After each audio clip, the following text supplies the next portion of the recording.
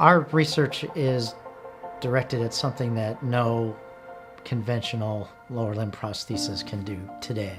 The research project basically allows me to feel sensation in my missing limb, where I can feel the bottom of my foot. And they do this by sending signals from a computer to wires that are connected to my nerves, and it travels to my brain. People will perceive these sensations as if they were arising from their missing limb. So it's not only a sense of touch and pressure and movement, it's touch and pressure and movement located on their phantom limb, where their limb used to be. And if that coincides with the prosthesis, then it makes the prosthesis a part of them. The first time that I actually could feel my foot on the ground was just mind-blowing. I can't hardly explain it.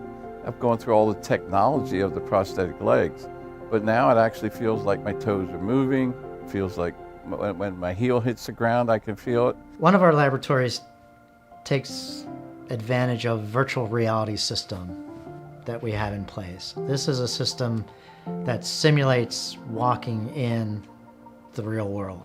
So as the person walks on the treadmill, their visual input changes. And it's kind of like being inside a video game. And they have a ladder laying on a floor, and it's a wooden ladder, and they can change the spacing on the rungs. You're trying to feel the next step, and with the sensation on, I think my mind reacts quicker. And we get on the balance machine, it helps me there.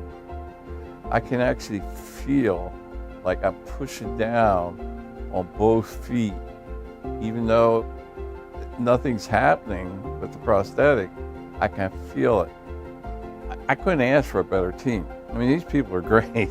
They go out of their way to try to accommodate any needs you have. Very soon, we're targeting our initial homegoing trials with the system.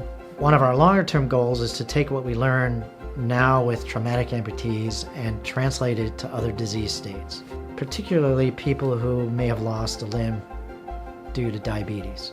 I appreciate that I was chosen to do this. Started out as veterans, and to my understanding, they're going to bring non-vets in to do it, which is great, because they'll be able to take this technology and make it worldwide.